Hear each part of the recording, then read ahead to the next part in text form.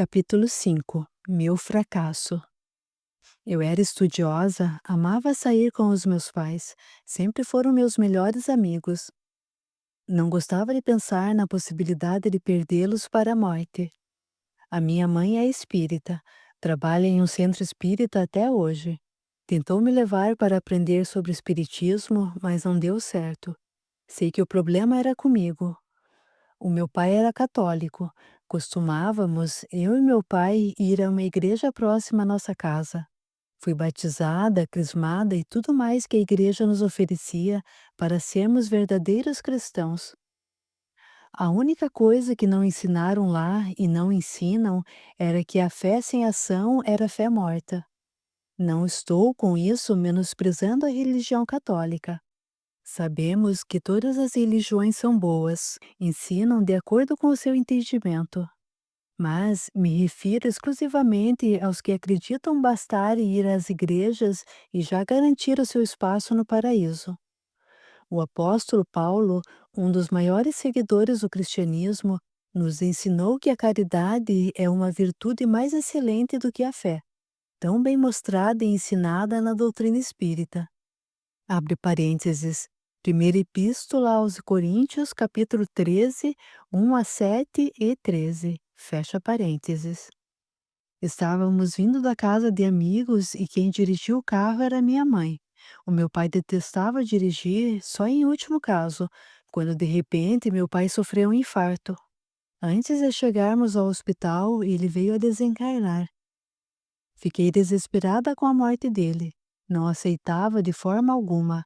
Achava uma injustiça. Às vezes, dizia, tanta gente ruim viva e o meu pai, um homem bom, morto. A minha mãe tentava me acalmar, explicando ter chegado o momento do retorno dele à pátria-mãe. Vi o sofrimento dela também, mas, mesmo assim, tinha forças para me ajudar. Tudo mudou para mim. A casa sem ele era completamente vazia. Não dava mais atenção à minha mãe. Cheguei mesmo a culpá-la, não pela morte, mas por não aparentar o mesmo sofrimento que eu. Ficava imaginando como o espiritismo podia deixá-la tão fria. Eu sempre culpava o espiritismo por tudo o que acontecia. Perguntava-lhe se não sentia a falta dele. Mas só fazia essas perguntas para machucá-la. É claro que entendia o quanto ela o amava. Quando temos sentimentos egoísticos, desejamos que os outros sintam o que estamos sentindo. Quando isso não acontece, frustramo-nos. Pior que isso, sentimos mágoa das pessoas que são diferentes, que não têm esse sentimento egoístico tão aflorado. A nossa família estava desfeita. Eu, revoltada, minha mãe tentando me orientar, mesmo com a minha rebeldia. 3 anos haviam se passado. Já não estudava como antes, embora estivesse mais conformada com a partida do meu paizinho. Estava enturmada com um grupinho da faculdade de fama desagradável. Já não assistia às aulas, saíamos para farrear nos horários das aulas. As minhas notas estavam decaindo rapidamente. Alguns amigos se afastaram sem falar nada, simplesmente deixaram de me procurar. Eu já não tinha amigos como antes. Algumas pessoas comentavam que, depois da morte do meu pai, perdi o juízo, mas pouco me importavam os comentários. Queria mesmo era curtir do meu jeito. Sentia alívio em não pensar que, ao voltar para casa, meu pai não estaria lá. Por isso procurava me divertir, para esquecer, para não sentir a morte dele. Comecei a sair com mais frequência, passava muitas noites fora de casa.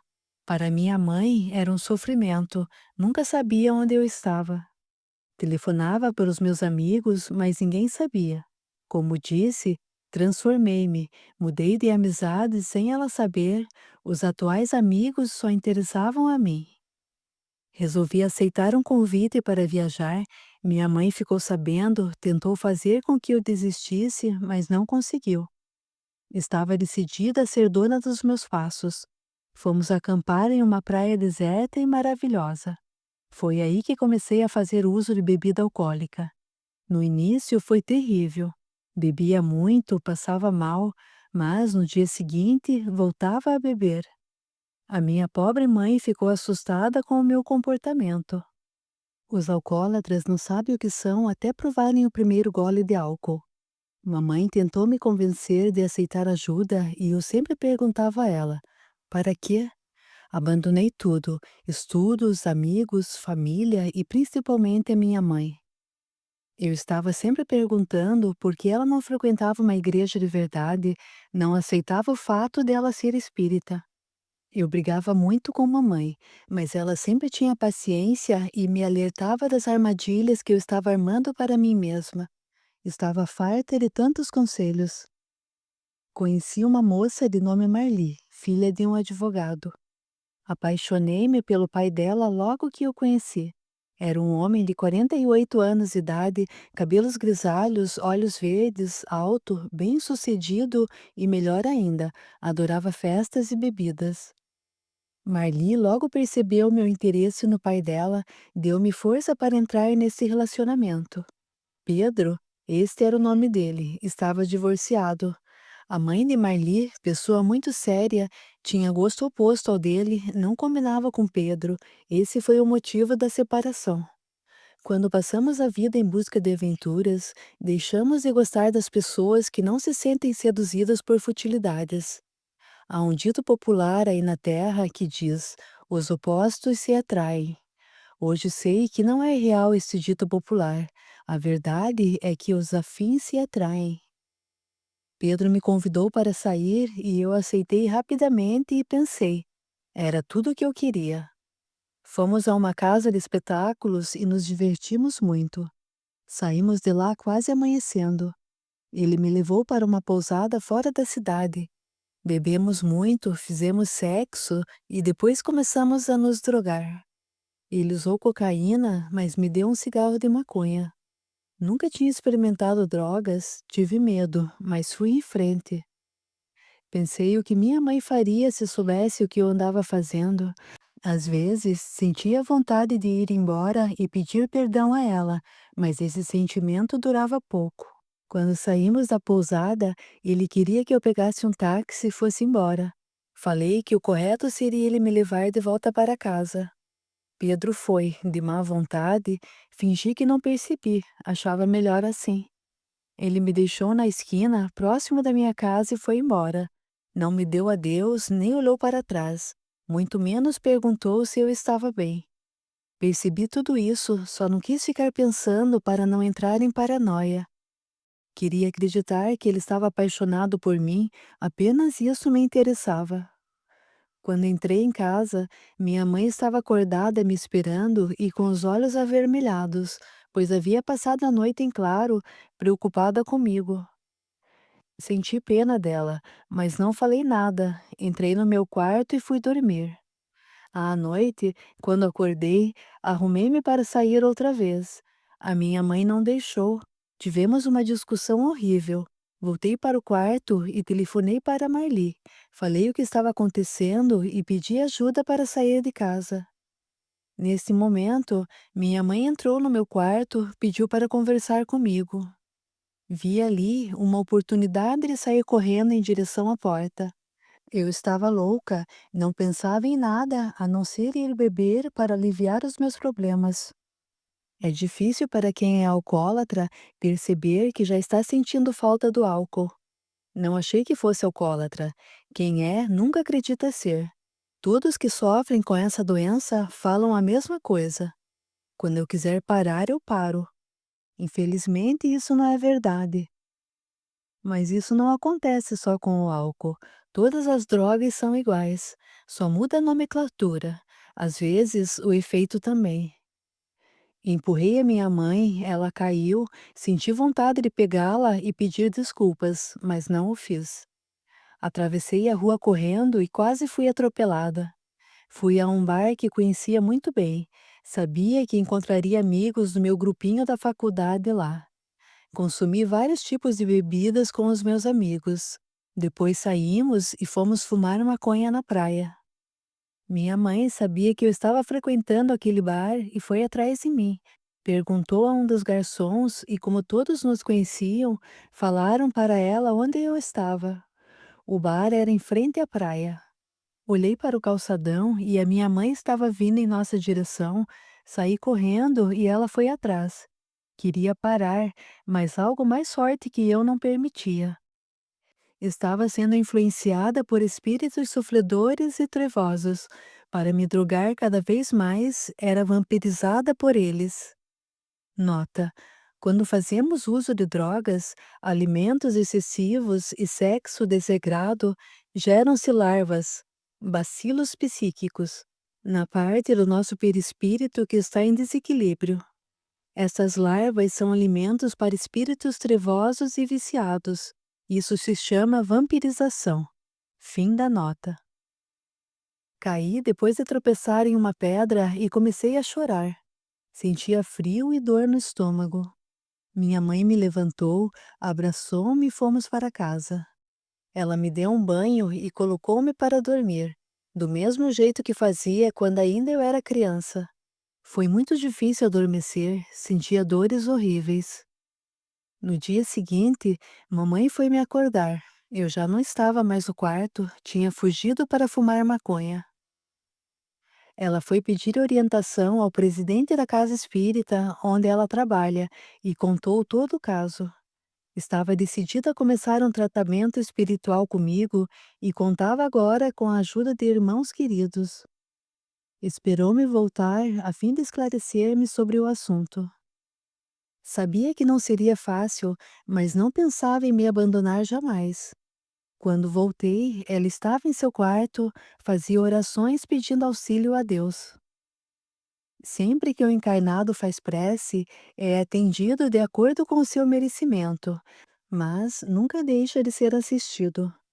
Muitos encarnados acreditam que não são ouvidos, só porque não recebem as graças do jeito que gostariam. Mas como sabemos ser Deus justo e misericordioso, seria uma incongruência pensar assim. Muitas vezes, o que pedimos seria o motivo de nosso fracasso. Por sermos ainda muito limitados, não entendemos e muito menos aceitamos a vontade de Deus. Revoltamo-nos e nos achamos injustiçados. Ele é onipresente e por isso sabe das nossas necessidades. Quando entendermos isso, seremos gratos por não sermos atendidos como gostaríamos. A minha mãe sentiu que eu estava em casa. As mães sentem os filhos, a ligação é intensa e de muito amor. Deus deu uma sensibilidade maior à mulher para que elas possam amar incondicionalmente os filhos dele, que lhes serão dados como empréstimo para educar e auxiliar em todas as necessidades. Quando os pais educam os filhos, conduzindo-os ao caminho reto, mostrando o ensinamento deixado pelo Cristo, e assim mesmo não conseguem freá-los para não irem ao encontro ao mal, não serão jamais pais fracassados. Devem ter a certeza de dever cumprido. Não digo com isso que não sintam a dor do seu filho amado, mas a verdade é que cada um responde pelos seus erros. E os filhos que não aceitam a ajuda dos pais e principalmente a orientação que lhes são dadas, aprenderão com a dor e muito sofrimento. Quem não aprende com amor, aprenderá com a dor. Mamãe bateu na porta do meu quarto, pediu licença para entrar. Nada falei. Olhou-me compadecida e disse: Querida, hoje fui até a casa espírita e conversei com um amigo. Cortei a conversa dela com um grito. Já vem com essa história de centro espírita? Não vê que detesto isso, tanto quanto meu pai? Carinhosamente ela parou de falar, colocou uma das mãos sobre as minhas e a outra em minha cabeça, acariciando-me. Percebi que estava orando, senti náusea, ansiei que ela parasse, mas não tinha força para tal ação. Isso acontece devido aos fluidos negativos que envolvem as criaturas no meu estado. Quando um espírito moralmente superior se aproxima de um inferior a ele, sente-se como que paralisado. No umbral, a energia de um espírito moralmente evoluído consegue paralisar momentaneamente espíritos endurecidos e agressivos. Senti saudades do meu pai e sofri mais ainda. Os nossos entes queridos já desencarnados sofrem com a nossa queda moral, ficando junto a nós, tentando nos ajudar por ver a nossa ruína. Se o espírito não estiver condição de nos ajudar, ficarão ali sofrendo, tanto ou mais que nós. Sentem-se impotentes. Sem saber, nos prejudicam mais ainda, porque sentiremos todo o sofrimento deles, tanto pela aproximação quanto pela vibração. As vibrações carregadas de tristeza, desespero e angústia deles são sentidas pelos encarnados.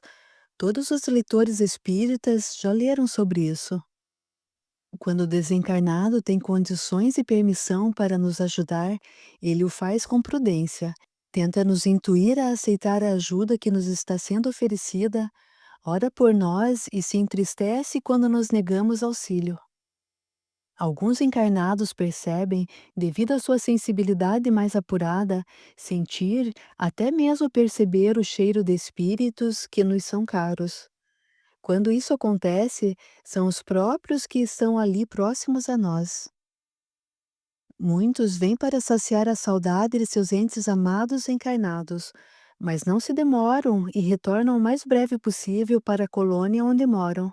Certa feita, li um livro onde um espírito feminino relatava uma situação assim, quando esse espírito foi visitar a sua mãe. Quando senti saudades do meu paizinho, era ele que estava junto a mim, tentando me ajudar. Chorei e acabei adormecendo. No dia e hora marcados para o tratamento espiritual comigo, desapareci. Levei tudo que pude e fugi de casa. Não deixei bilhete e nada que pudesse indicar onde eu estava. Fui para a casa de Marli. O pai dela estava no quarto com uma garota de 14 anos. Fiquei brava com ele. Por estar muito perturbada, sentindo falta das drogas, o meu desequilíbrio foi maior. Quebrei quase todos os objetos de decoração da casa, jogando na porta do quarto. Ele saiu furioso, arrastou-me pelos braços e jogou-me porta fora. Saí dali louca para fumar maconha e esquecer tudo. Encontrei uma moça que se prostituía no calçadão da praia. Ela perguntou se eu estava a fim de me drogar, balancei a cabeça, afirmando. Ela falou que para isso eu teria que pagar. Falei que não tinha dinheiro. Pare um carro e estará logo logo com algum no bolso, foi o que me disse. Parou ao meu lado um homem aparentando uns 70 anos. Fui com ele. 1 hora e 30 minutos depois, estava de volta. Achei fácil ganhar dinheiro. Fui direto comprar drogas, desta vez comprei cocaína. A maconha não me excitava mais, precisava de algo mais forte. Não tinha onde dormir, fiquei perambulando nas ruas até amanhecer. A minha mãe estava desesperada à minha procura. Já tinha ido a casas de amigos meus, hospitais, ao Instituto Médico Legal, andou pelas ruas com minha foto, mas não teve êxito. Ninguém me viu, ninguém sabia de mim. Meses se passaram, ela não cansava de me procurar. Algumas vezes via amigos de nossa família e me escondia, com vergonha e medo. Agora eu era uma mendiga. Comia restos de alimentos retirados das lixeiras, bebia água dos chafarizes, banho só tarde da noite, tomava nos chafarizes também. Fazia as necessidades fisiológicas na água do mar. Drogava-me todos os dias, consumia bebidas alcoólicas e me prostituía com outros drogados em trocas de mais drogas. Engravidei várias vezes, sempre abortava. O meu corpo não suportava uma gravidez. Estava fraca e quase não me alimentava.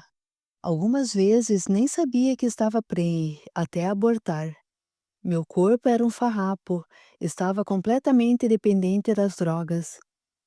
Algumas pessoas sofrem influência de espíritos afins, principalmente se têm algum tipo de mediunidade e são invigilantes. E este era o meu caso. Eu estava subjugada por espíritos trevosos. Nota: o Livro dos Médiuns, de Allan Kardec, capítulo 23, questão número 240, fala que a subjugação é um envolvimento que produz a paralisação da vontade da vítima, fazendo-a agir a seu malgrado. Numa palavra, A pessoa está sob um verdadeiro jugo. Existem dois tipos de subjugação: a moral ou corpórea. Fim da nota. Quando resolvi passar perto do meu antigo lar, um morador que me conhecia me viu, mas não me reconheceu. Estava realmente irreconhecível. Senti saudades da minha mãe, mas não podia voltar. Pensava em como seria recebida e temia. Também tinha medo de estragar a vida dela. Nunca mais teria minha vida de volta. Não vi minha mãe. Queria ter visto ao menos de longe.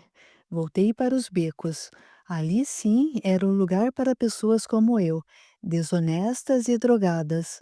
Falei para mim mesma. Muitos viciados se punem por não terem coragem de largar as drogas e pedir ajuda. Acreditam não serem dignos de auxílio, permanecendo no erro. A grande maioria desencarna desta forma triste. Não aceitam a ajuda dos benfeitores desencarnados e são levados por trevosos, que ficam aguardando os socorristas se afastarem para ter suas presas dominadas e escravizá-los. Era inverno, o frio atormentava todos os moradores de rua. Torcia para que a noite não chegasse. Com ela chegava também o frio mais intenso. Só não sentia muito porque estava sempre drogada. Comecei a usar heroína, uma droga tão forte que vicia depois de semanas. Queria morrer, mas antes queria pedir perdão à minha mãe. Sentia tanta falta das drogas, não conseguia ficar sem elas. Talvez se perguntem como eu conseguia dinheiro para me drogar. Estava sempre me prostituindo em troca de drogas. Além disso, é mais fácil conseguir drogas que alimento. Usava diariamente e várias vezes por dia cocaína, maconha, bebia qualquer tipo de bebida alcoólica. Cheguei a roubar lojas de perfumes para bebê-los e agora heroína. Escutei alguns dos moradores de rua falar que estavam distribuindo cobertor para os rejeitados. Era assim que nos chamávamos. Tentei ir, mas não conseguia andar. Um dos moradores do beco tentou me levantar, mas não conseguiu. Quando comecei a usar heroína, já não me importava com ninguém. Algumas vezes vi em minha mente a minha mãe, mas, como estava sempre drogada, logo me esquecia dela. Senti uma dor horrível, havia injetado heroína e cheirado cocaína nessa noite. Estava com febre alta, suava abundantemente, sentia frio, náusea. Percebi que tinha evacuado, estava com diarreia, tremia muito. Gritava desesperado de dor. Alguém foi pedir ajuda às pessoas que estavam ali distribuindo os cobertores. Vieram prestar-me auxílio. Escutei alguém dizer: "É minha filhinha, por Deus, é minha menina." Reconheci a voz, era da minha mãezinha. Eu havia desencarnado naquele instante. Não percebia a minha situação. Achava que estava tendo uma crise. Quando a ambulância chegou, pegaram meu corpo e levaram. Tentaram ressuscitar-me, mas era tarde demais. Não entendi o que estava acontecendo. Cheguei a pensar que era mais um delírio meu causado pelas drogas. Vi que me levaram, mas eu continuava ali, deitada, me contorcendo de dores, vomitando, tentando pedir ajuda, mas não conseguia falar. O meu corpo não obedecia aos meus comandos. O laço fluídico que une o nosso corpo físico ao envoltório semimaterial, que é o primeiro envoltório do espírito, ou seja, perispírito, é bastante flexível, podendo algumas vezes o perispírito estar em um lugar e o corpo físico em outro. Mas deixo bem entendido que isso não acontece sempre. Cada caso requer um aprendizado. Ainda estava ligado ao corpo físico, mas permanecia inerte no beco. No beco, à noite sempre foi escuro, mas agora aparentava muito mais. As pessoas ali comentavam sobre mim, uns diziam, coitadinha, outros, menos uma viciada, morreu, agora está no inferno. Ninguém me via ali sofrendo, era horrível. Chegou um dos moradores de rua e disse: "Com quem farei sexo agora?" Tentei pegar o pé de uma pessoa que ficou parada quase no mesmo lugar que eu estava, mas não consegui. Era como se estivesse pegando no ar. Estava completamente perturbada. Nota: em O Livro dos Espíritos, na questão 165, pergunta: o conhecimento do Espiritismo exerce alguma influência sobre a duração maior ou menor da perturbação? E os espíritos respondem: uma grande influência, pois o espírito compreende antecipadamente a sua situação, mas a prática do bem e a pureza da consciência são o que exercem maior influência. Fim da nota. Pedi socorro durante horas, implorei a Deus perdão. Queria mesmo abraçar e beijar a minha mãezinha. Antes mesmo de tornar-me viciada, sentia remorso do que fazia ela, só não conseguia parar. Hoje sei, era médium e não tinha conhecimento algum sobre o assunto.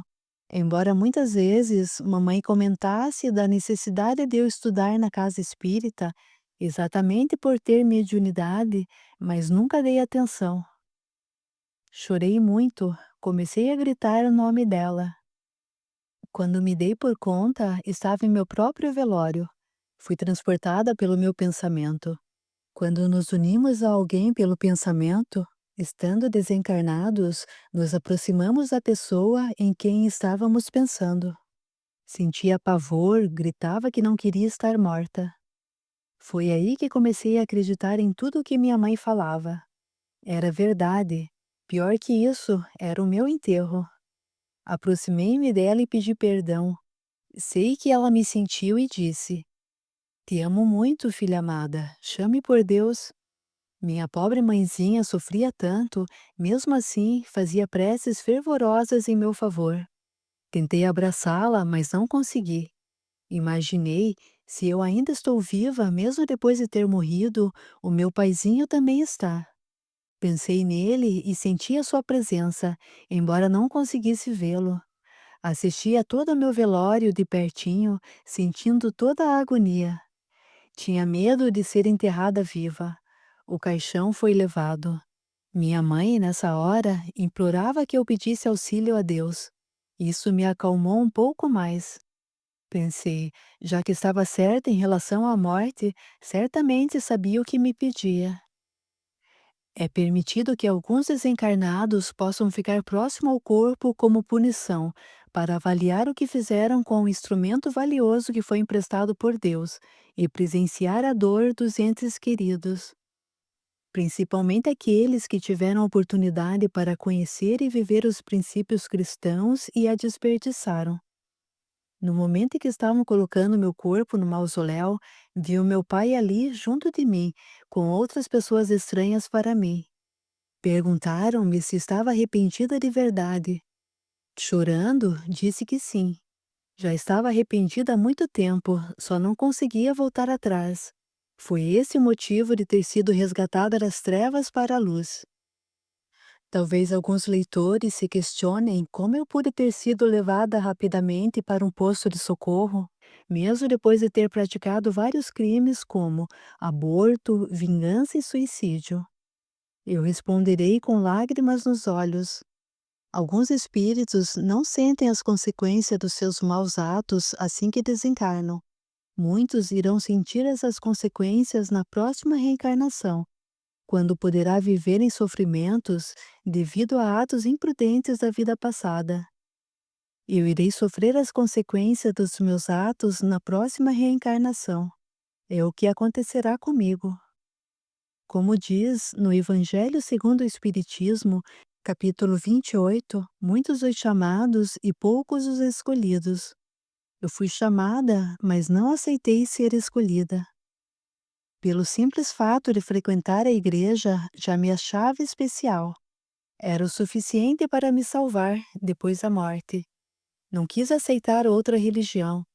Hoje sei que muitos como eu, que não têm no coração religião nenhuma, se intitulam católicos. Podem até ser, mas não são cristãos. Eu fui assim, apenas católica. Ser cristão de verdade é viver praticando o que o Cristo nos ensinou. A minha mãe, sim, esta é cristã. O meu pai também. Presenciei durante anos ele ajudar uma família com 4 pessoas depois da morte do chefe desta família, mesmo sem serem conhecidos dele, apenas por ter ficado sabendo da situação difícil que esta família passava. Toda religião é boa quando nos ensina a sermos pessoas melhores do que o que somos.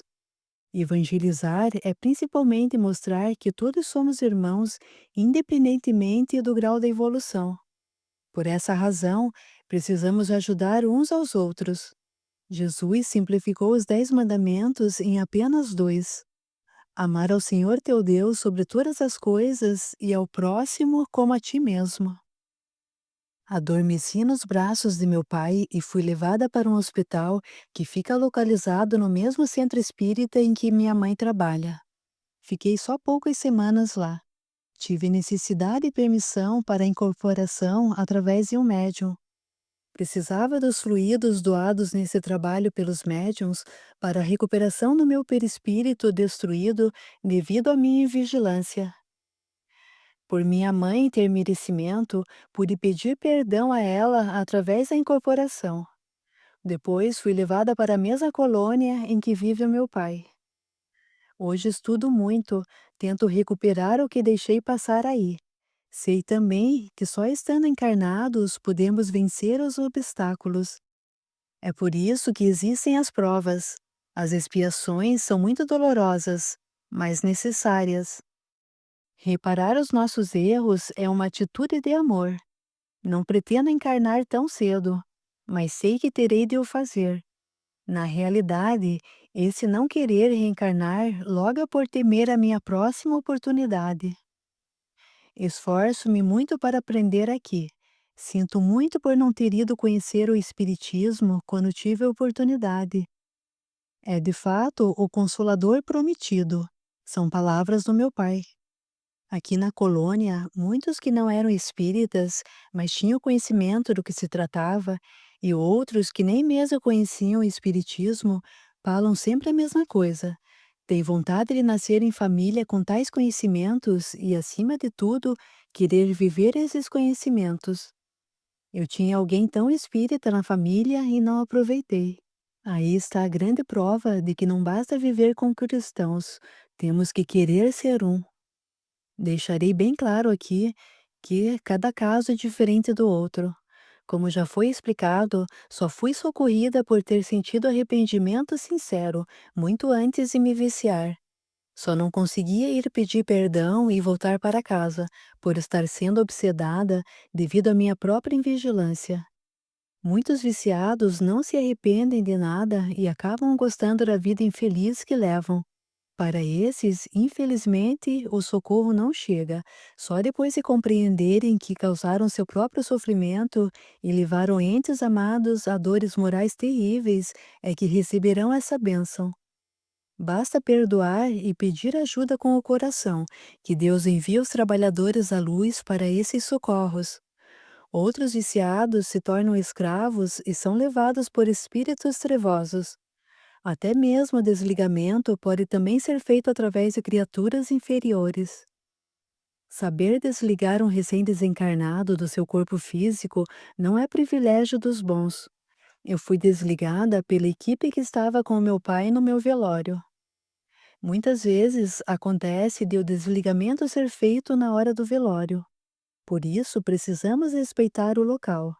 A prece é fundamental para auxiliar os espíritos da luz que fazem esse trabalho.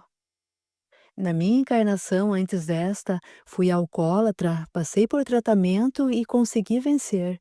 Quando desencarnei, estudei muito em uma escola para viciados em drogas e álcool, um pouco parecida com a que estudo hoje.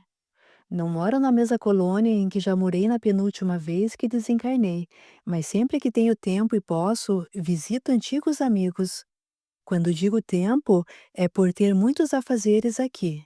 Não existe ociosidade no plano espiritual onde ficam as colônias. Só no umbral é que as pessoas vivem ainda assim. Tive a permissão para nascer em uma família na qual dariam amor e esclarecimento evangélico, facilitando meu restabelecimento em uma nova oportunidade que me foi concedida.